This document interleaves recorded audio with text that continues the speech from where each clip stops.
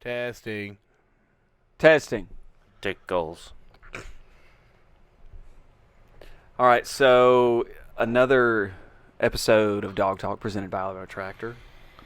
And I want to kind of start the conversation by saying,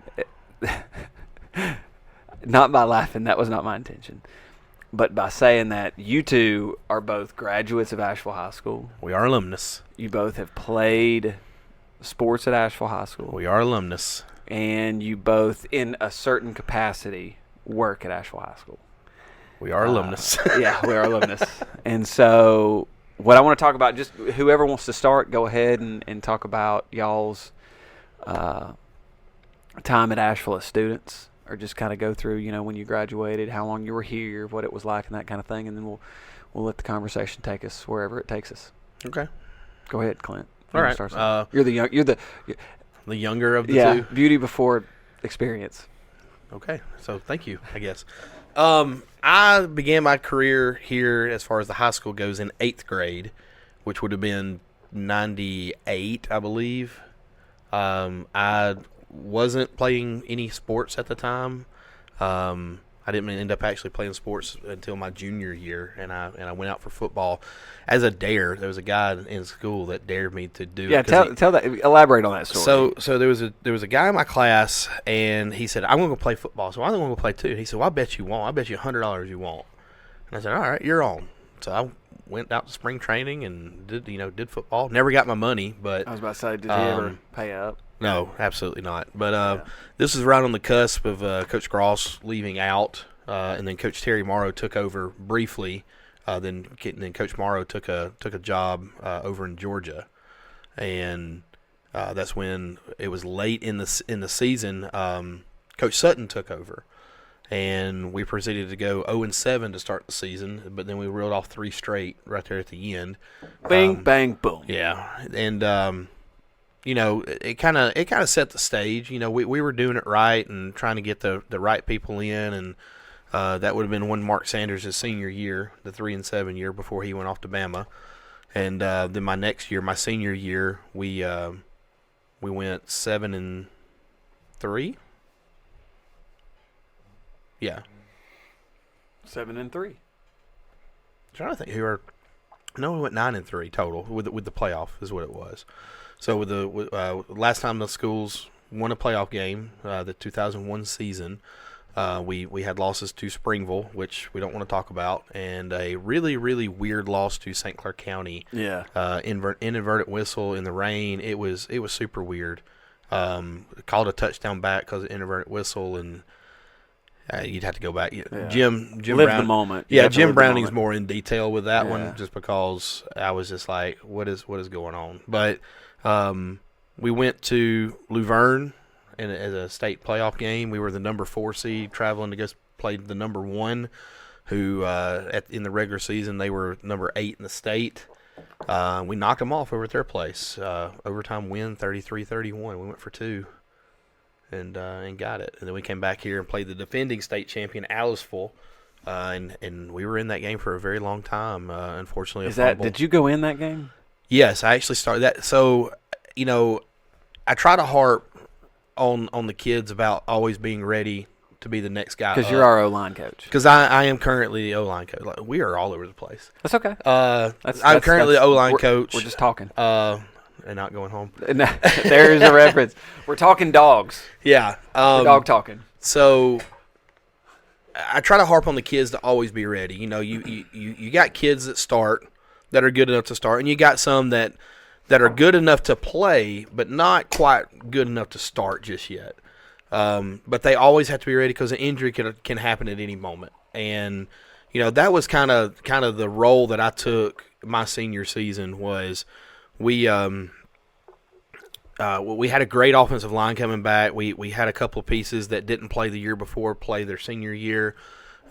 which always seems to be the case, which is odd. Yeah, we've had a lot of that. I mean, Yeah. even in the six short years that I've been here, that's Right. been. My brother did it when he was in school. He refused to play football, and then his senior year he went out. And But now he'll tell you it's the biggest regret about high school exactly, he has is not exactly. playing the rest. I of regret not playing my 9th and 10th grade year, at least the high school / JV side of it. So, but anyway, I was always that number 6 guy. Like I was the first guy to go in at guard, first guy to go in at tackle, first guy to go in at center, and the playoff game was the only time I got to start.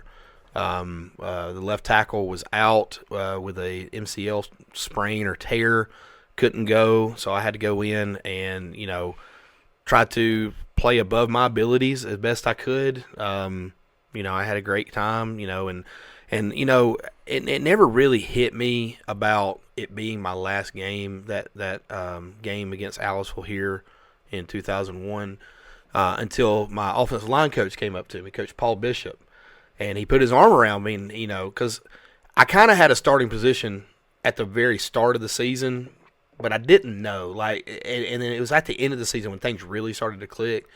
And he was like, came up to me and he was, man, I'm so proud of you. You did everything right. And he started getting teary eyed. You work hard, you finally get it, and you go out there and you do the best, It's a big deal when a it kid is. gets it. I mean, when it finally clicks for a kid. Everybody's crying because it's their last game. I'm bummed out, but I'm not crying. Then Coach Bishop comes up there and that gets me, and that's what really got me teary eyed our very last game. It's funny you say that. We had a kid my second year here that just he's actually got I just thought of this. You've got a shirt with a quote from this kid on the back of it, the Ashville Creed. Anyway, but this kid, I mean, he's graduated. I can say his name. J.J. McGinnis. Yeah. J.J. McGinnis, we tried. We couldn't get this kid out to play football, and finally his senior year he comes out to play. Big old dude. I mean, the kid's had a beard since the 8th grade. Right. So, just homegrown, country strong, not thick, but not skinny either. Sure. He's got a lot of Kinda muscle. like me.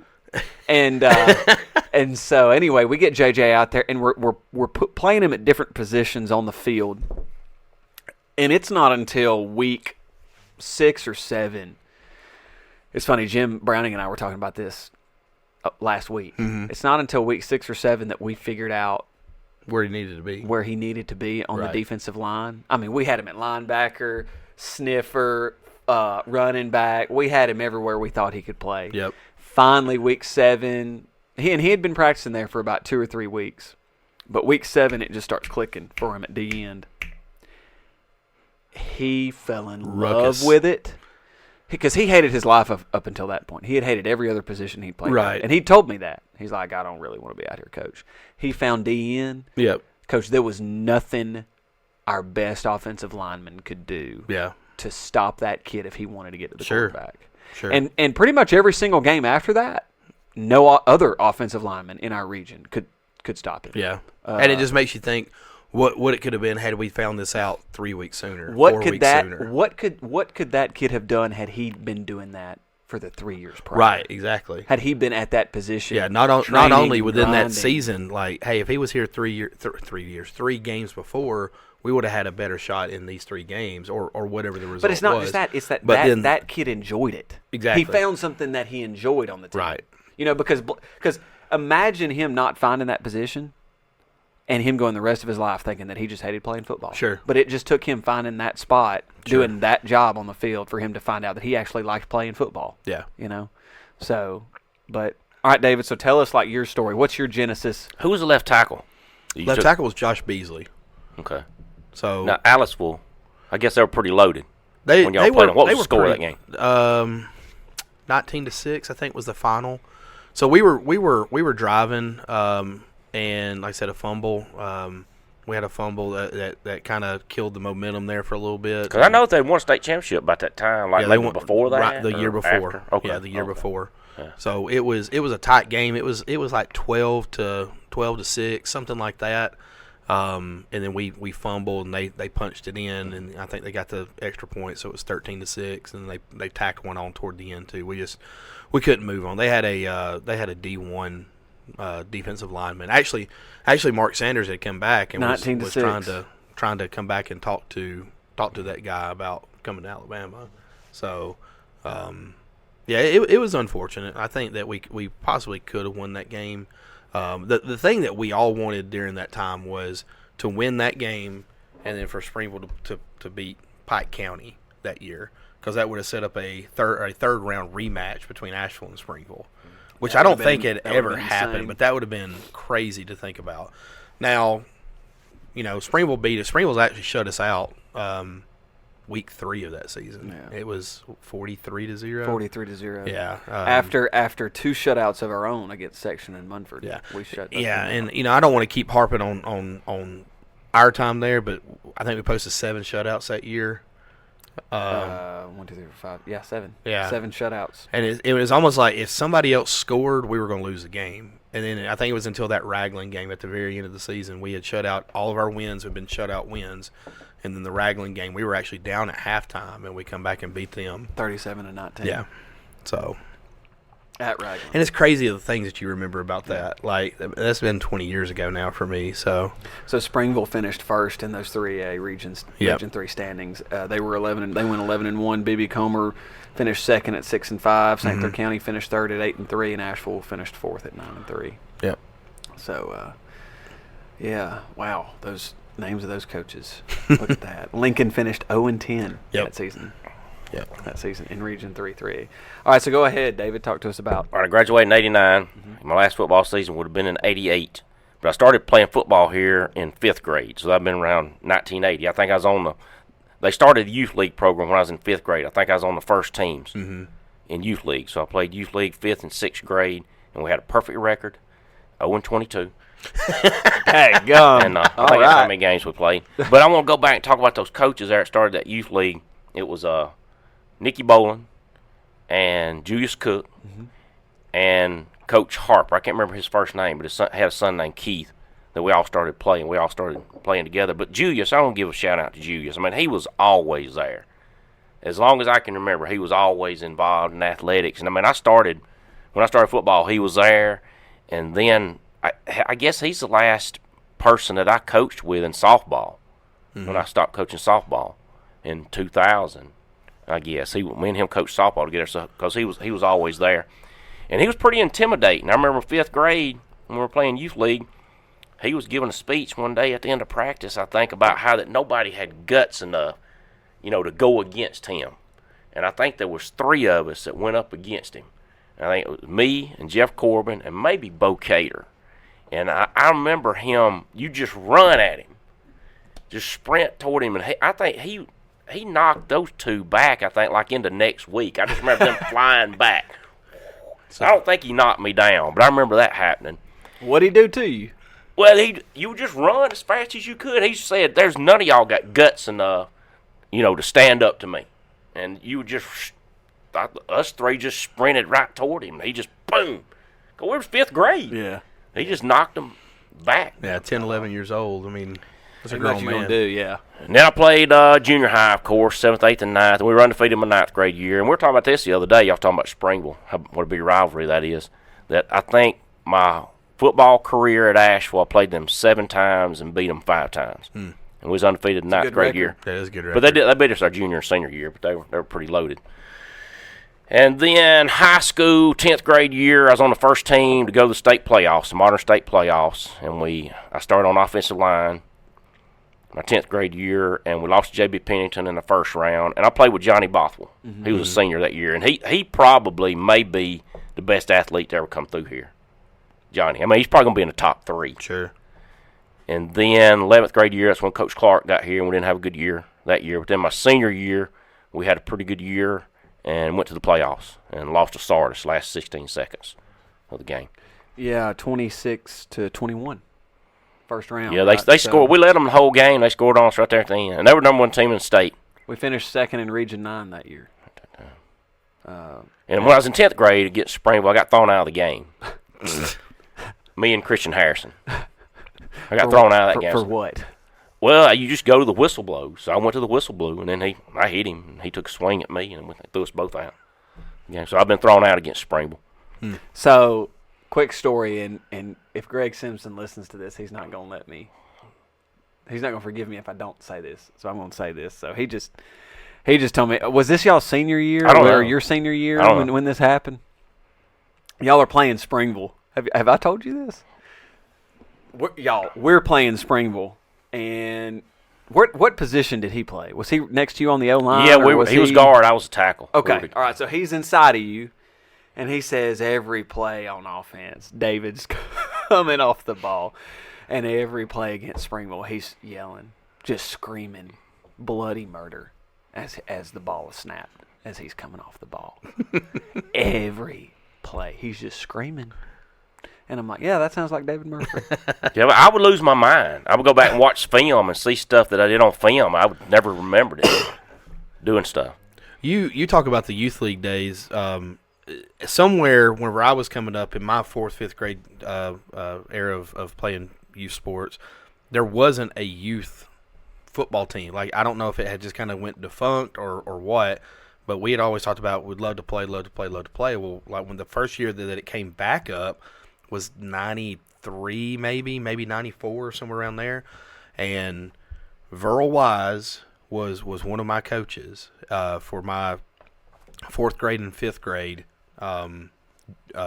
Pee Wee team, because he was there coaching his grandson, and we had Mike Davis, which was Tim Davis's dad, and Mark Cash, and then I want to say that Stephen Nuss's dad was there, as well as Todd McClendon's dad at the time. So, like, if it wasn't for those gentlemen getting that started back up, like, I don't know where we would have been by the time, like, our senior, that 98, 99, maybe not the 2000, but that 2001 season would have been, because a lot of those kids were in that program at that time.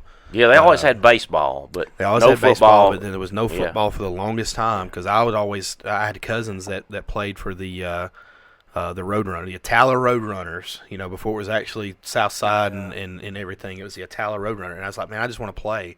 And then, hey, Asheville's got a team. Hey, I'm in. I'm done. Here we go. And yeah, I wanted to play so bad. That's all I wanted. That's to do, all just I play wanted football. to do. Exactly. And I was excited when I heard it was going to have a 5th grade team. That was the first time that I had ever met Mr. Verl Wise, and like to this day, like I will give him a hug before every game, anytime I see him. And we'll just chit chat about things like that, and it's amazing how those coaches from those eons ago, what seems like eons ago, still have an effect on me personally today. Because every time I hug Verl Wise, I break down and start crying like a baby. I don't know what it is, but I love that man so much. It's funny because both of y'all. You were a coach here for roughly 10 years, 10 years you spent? 89 to 93, and then 95 to 2000. Yeah.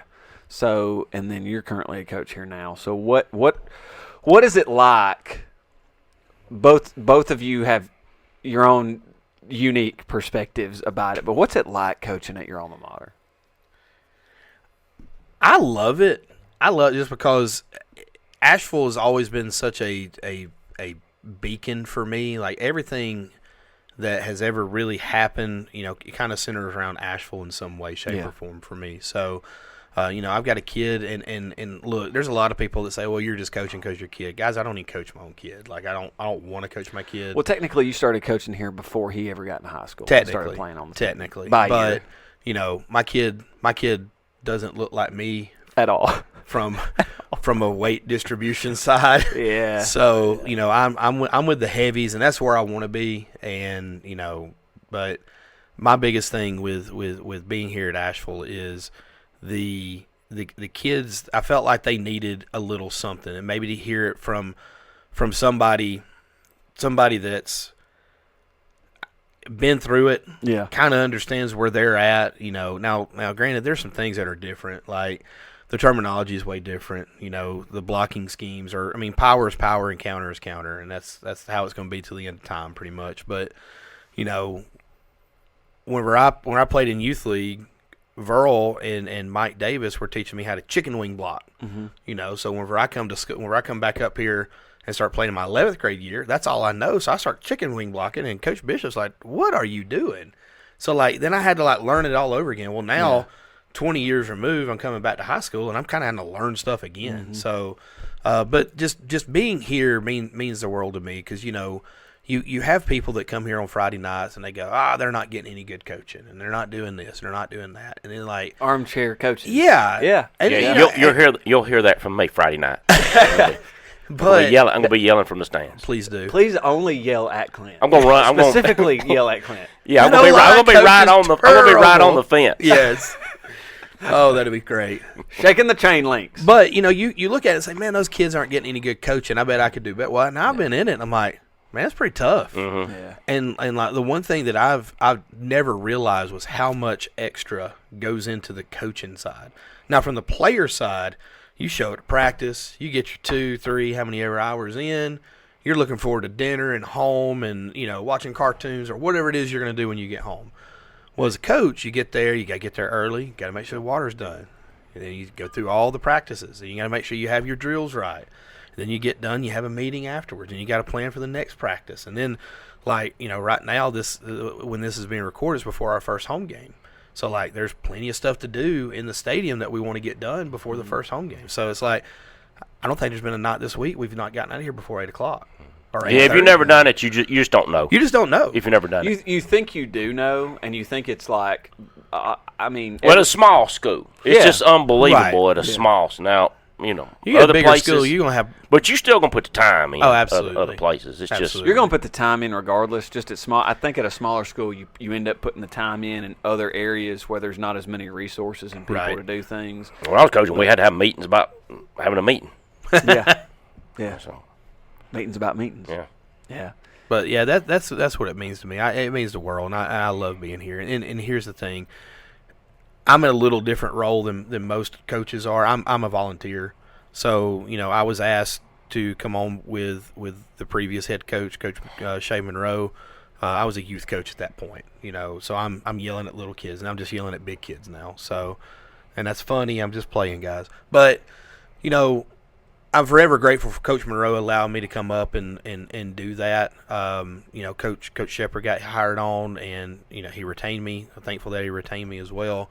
I just, for an old, washed-up former athlete, that loves to coach and be around football and be around the kids and stuff, this is a dream come true. I'll never be anything more than a position coach, and I'm very grateful that I am a position coach because. Until then, I was an assistant to the assistant coach. Yeah. So You were the assistant O-line coach. right. Yeah. And Me too. yeah, you too. But I'll never be an OC at this level. I'll never be a head coach at this level. It's not in the cards unless I become a teacher of some sort. Don't. But I love where I'm at and what I'm doing, and I wouldn't rather do it anywhere else. If anybody in the world called me, said, hey, we'll pay you money to do it, I'm completely out. It's Asheville or nobody for me. What about you? What was your coaching experience like? Well, I didn't mean to be here. I didn't plan it. It just happened that way. Yeah. But so he graduated, and then he showed up for practice the very next day. no, I was here coaching before I ever graduated high school. Oh, okay. You coached that spring, right? Yeah, Of your with senior year? Coach Clark when he was still here. He's the one that asked me to come help. Mm-hmm. So before I ever graduated, I was already coaching. But you was talking about. I would go to the getting thrown out of that game. I would go to the whistle. Yeah. I would go absolutely. All out. But I've had bad years here, playing and coaching. But I've been here when it's been the most successful. Yeah. And that's a lot of fun. And it just happened that way. I just so happened to be here. I had a part in it. I didn't do a whole lot, but I had a part in it. Well, you did. I don't know if you can say you didn't do a whole lot. You were on. You just got done talking about how much it takes to be a coach at a place like this, and then so I really don't think you can say you didn't have a whole lot to do with it. I think you had a lot more to do with it than you're willing to admit. The success of both times you were here, because you were here and then you left and then you came back, and both times you were here, right? We It was won. the best it's ever been. Yeah, both times. Mm-hmm. So both staffs. No. Staffs? Both, Staves. both staffs.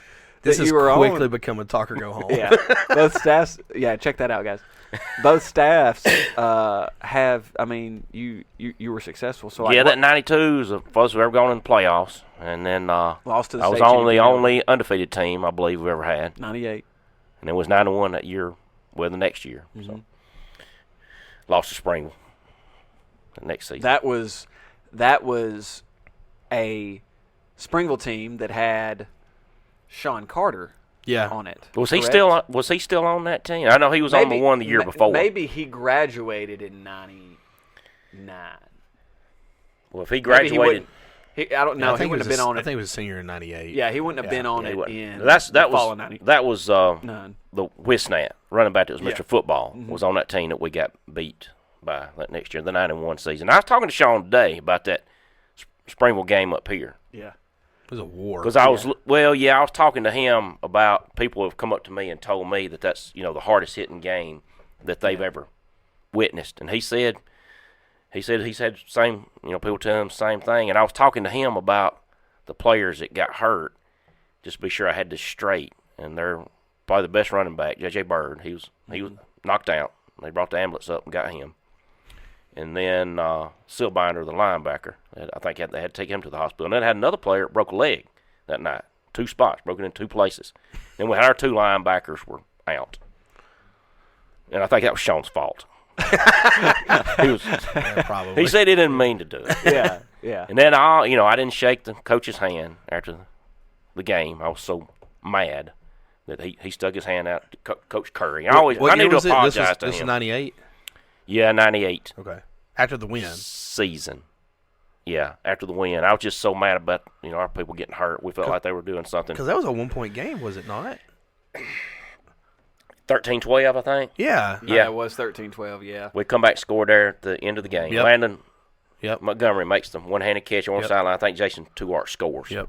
Win the game. But, I was just so mad. It wouldn't have took much after that game. I was talking to Sean today about that. It wouldn't have took much for there to be a fight after that. No, absolutely. It wouldn't have took much at all. And I was just, I shouldn't have done this. But Coach Curry stuck his hand out, shake my hand after the game. And for some reason, I just couldn't shake his hand.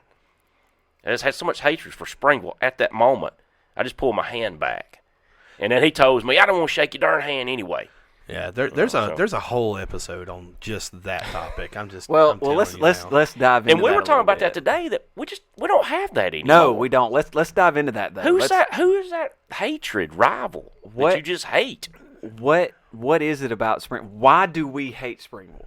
Why? That's all I've ever heard. First off, do you hate Springville, Clint? Absolutely. Do you hate Springville? Yeah, I hate Springville too. I can't. I don't like to go to Springville. I don't like to spend my tax money in Springville. Well, for 48 minutes at least. Yes.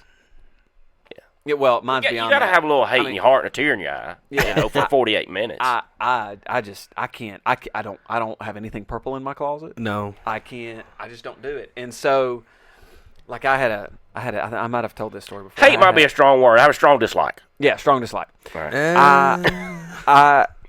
I had a kid come into my class last year, and she had on a purple hoodie that had Springville Tigers on it in gold, whatever, and with a little Springville font, gold lettering. Spring font. And with the Springville logo on it. And I said, you can stand up and you can go out into the hallway, or you can cover that bull crap up with some tape. And I tossed a roll of duct tape within her vicinity and made her leave my classroom. And I let her decide whether she wanted to sit out in the hallway for the rest of class or whether she wanted to tape it up. And she taped it up, and I told her it better stay taped up for the rest of the day until she left campus. Yeah, the students today, they don't get that rivalry. They don't understand here's the thing. Springville's probably doubled in size since we were in school because they're for that 98 till 2002-ish seasons, maybe even 2004. We were all in the same classification, like same region, same classification, and it was right after that Springville jumped, and they completely skipped 4A. They went straight to 5A, which kind of tells you about who's fudging their numbers there. But anyway, they jumped straight up to 5A. Well, then it kind of lost the luster because we don't see them. It doesn't mean quite as much. It's just a rivalry again at that point. It's not even like a region foe or anything like that. It's just a rivalry. And, the last couple of years, we've played them here and there in certain sports. I mean, they've got more talent. They've got more kids to choose from, things like that. But I still think that rivalry's there. It's just clean, good old fashioned hate. The best way. Yeah, that game, that was a pretty brutal game. We're talking about that today. That was pretty. So y'all know the story of like the origins of the Springville rivalry, right? The man responsible. Yeah. Bill Ellis, a.k.a. Coach Elwood. Right. All right. So not a lot of people know this story, and I find that fascinating because this is like this belongs in a movie. But the guy played football at Auburn. Coach Ellis, he coached here in the 60s. He coached 10 seasons here from 57 to 66, I believe, or 56 anyway. And so, when he was here, that rivalry became the thing. It was the last game on the schedule every year. Right. You knew you were going to play Springville every year. Yeah, that was Alabama Auburn. Exactly. Right. It was the Iron Bowl of St. Clair County. And so by the way, his last, I'm looking at the stat line right here, in his 10th season and last season at Ashville, that the man on Friday, November 11th, the man beat Springville 6-0. His last career win at Asheville was against Springville 6-0. But anyway, he hated Springville. You're talking about a guy that I think he would send letters. He would go to Springville, write a letter as a player or a coach from Springville to his team, okay, dogging them, saying how terrible they were. Mail it so it would be postmarked by the Springville post office. Wow. Mail it in Springville. Open it up in front of the team in the field house at the old school. And look at this. Look at what they're saying about you. Have y'all had that stuff happen to y'all since y'all been coaching? Has anybody seen anything to you? No. But no, you know why Coach Ellis got let go from Asheville. Do y'all know that story? Y'all haven't heard this story? At the square. Okay, this is how much this man hated Springville. All right. So, the Springville coach didn't want to play Asheville that next year in the 67 season, I believe. This was the 66 after the 66 season, and he didn't want to play Asheville anymore. So the Springville coach came up here and was talking to the principal and sat down with Coach Ellis and said, we don't want to play y'all next year. We want to keep that spot open for somebody else. Blah blah blah. Scheduling issues. Coach Ellis wasn't having it. By gosh, we're gonna play. And the Springville coach got out of here, kind of left undecided. Well, Coach Ellis got so mad that he went down. At the time the school was on the hill. He went down to the hardware store on the square, which is still the hardware store, and caught the Springville head coach coming out of the hardware store. And they get into it basically in the middle of the road at the square. And Coach Ellis beats the crap out of him because they want to cancel the game. And they had too much Asheville in him. Too much Asheville in him.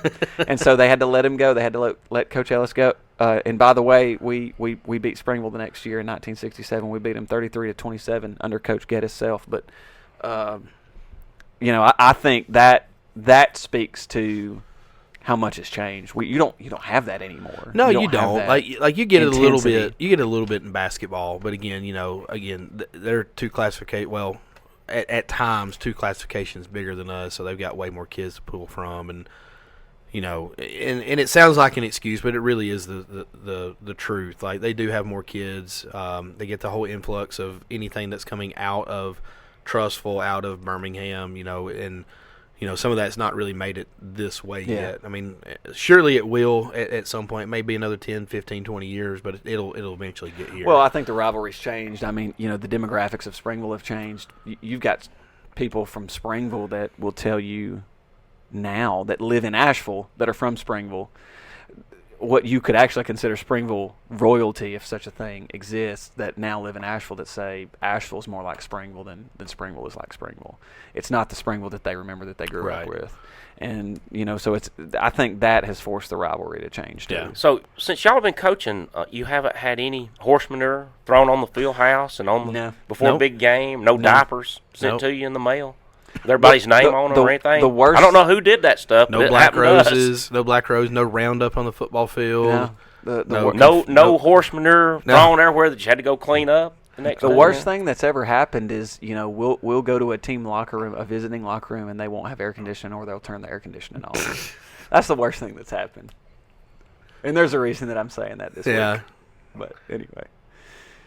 It has nothing to do with whenever this episode airs. It has everything to do with when this episode was recorded. You mentioned old school just while I go out there. Yeah. I talked to my mom the other day, and I think it burned in 1978. Because I remember going through it, walking through it and everything in the 70s, I guess. But I thought it was later than that. It burned later than that. But she said 78. Yeah. And when we go, when we get to the, because we've been going for a little bit, when we get to the second part 2 of this episode, I'm gonna talk about the school and see. I've got a little stat line for you, and I'm gonna see. I want y'all's reaction, and then we're gonna carry on into some other things. But guys, thank you for tuning in. This is part 1 with David Murphree and Clint Thompson on Dog Talk, presented by Alabama Tractor. Don't forget, if you want to donate or support Asheville Athletics or the Asheville Sports Foundation, go to AshevilleAthletics.com. Click on Donate. You can donate through our Aplos platform there and assist our student athletes in their development or our facilities at Asheville High School on campus with a little monetary donation. Or if you just want to get involved, send us an email, text one of the phone numbers on the website as well. Absolutely. We can always use the help. We can always use the help, guys. Seriously. And I know there's a lot of good stuff on the horizon, too, that we're trying to get straightened out right now, especially with the Board of Education, the school system, the superintendent, and our new administration here at Asheville High School. So if you want to get involved, let us know.